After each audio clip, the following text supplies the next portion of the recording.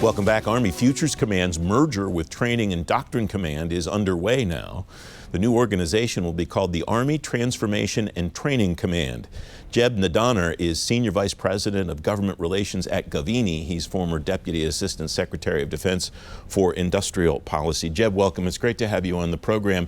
This Army change is just one example of how innovation units across DoD are changing and evolving. DIU is another one that is in the process of evolution. What's your sense of how these organizations have done at their mission of bringing more commercial technology into the department and bringing more non-traditional vendors into the defense industrial base?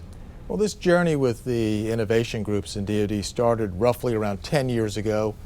Two of the most successful ones have been Army Futures Command and DIU. DIU, I would just note, only recently got a proper budget from Congress, so it's been working on sort of fumes. But it's done good work nevertheless. Very promising organization. Army Futures Command is premier in terms of integrating non-traditionals. They have shown it is possible to really shorten the acquisition life cycle, to go from prototype to production to fielding very, very quickly. So I think it's a model for everyone else. What do they do that the other services could do, and what do they do that is unique to the Army and its mission that might not be replicable in another organization? Well, I think that some of the things they're doing are very replicable. They're keeping requirements to the essential, not adding a lawyer's book to things. They are inviting in all companies. It's true competition with them. It's not just a show and okay, then we go with the usual ones. Mm-hmm. And they're mixing and matching, I think, the traditionals and non-traditionals really well. And it's all about outcomes and what they can get to the warfighter fielded quickly. Mm-hmm. So a lot of commendations to the Army on this. I think the first discussion I had with somebody on this program about the Valley of Death had to be at least 10 years ago.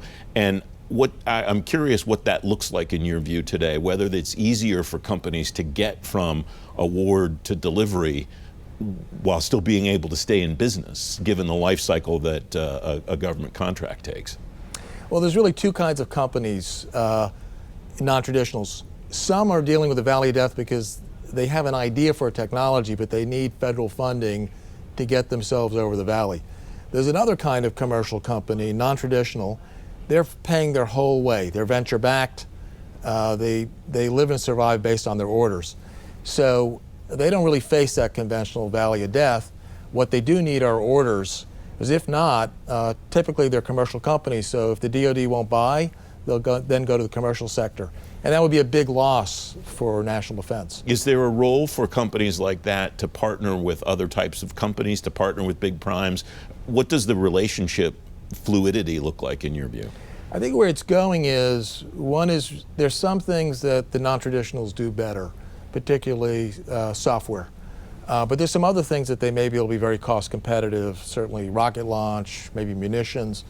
And there are going to be other areas where the combination of the traditional primes and all their expertise and all their infrastructure and assets with the non-traditionals becomes really powerful. And we just saw a great example of that in Israel.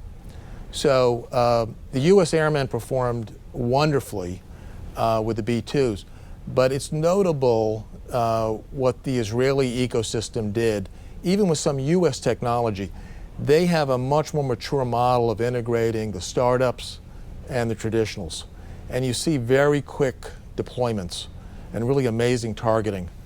And other things like they fly the same F-35 we do, however, their availability rate, their sorties, are double of ours.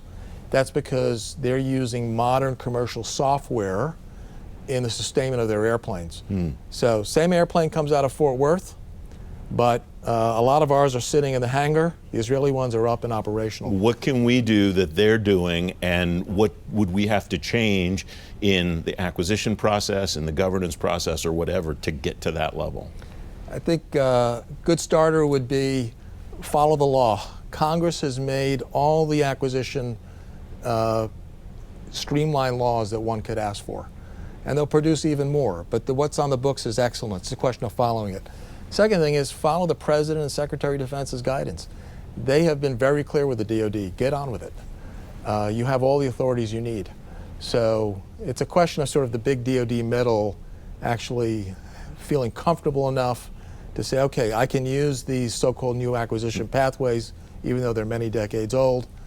But if we have a focus on results, then it'll be very clear that these pathways are the right way to go. Jeb, and we can get that kind of speed of the Israelis. It's great to have you on the program, Jeb. Thanks for doing it. Thank you. Wonderful. You can read